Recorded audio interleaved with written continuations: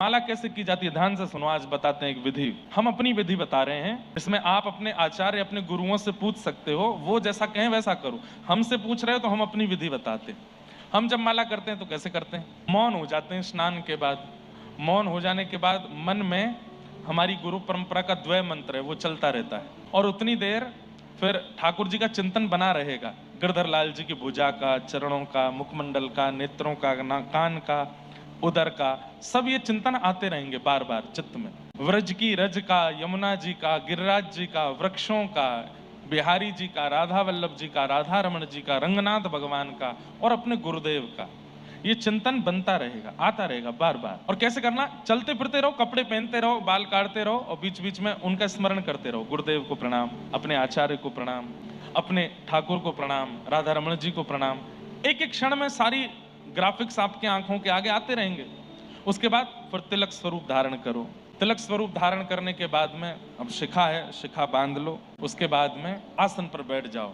आसन पर बैठ करके बढ़िया इत्र हाथ में लगाओ। इत्र को पूरी माला पर लगाओ। माला की इत्र प्रसादी करके अपने अंग पे लगा लो, खूब सुंदर बढ़िया वाला इत्र। और उसके बाद नेत्र बंद करके नेत्र के भीतर एक सुंदर विचार बनाओ।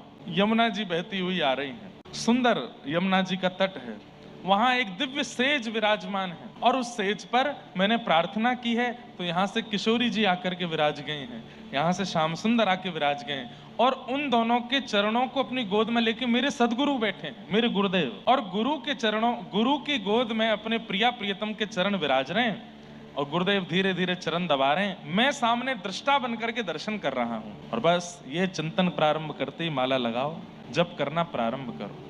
उस छवि को निहारते रहो, जप करते रहो।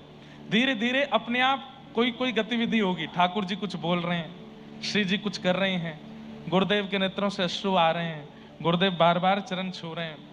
करते करते करते करते अब ऐसी स्थिति में जब आप माला करोगे, 1 2 4 5 8 माला कब हो जाएंगी पता ही नहीं चलेगा। चलता ही रहेगा, चलता ही रहेगा और मन होगा और करूं।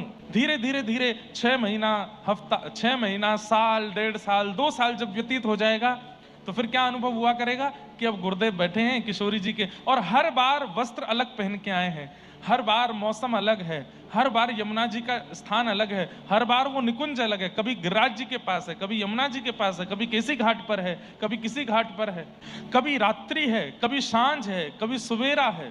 इस प्रकार हर ऋतु आदि परिवर्तित करते रहो जब जब नेत्र बंद करो। साल 1.5 साल बाद क्या होगा, गुरुदेव आपको बुलाया करेंगे, आओ तुम भी चरण दबाओ।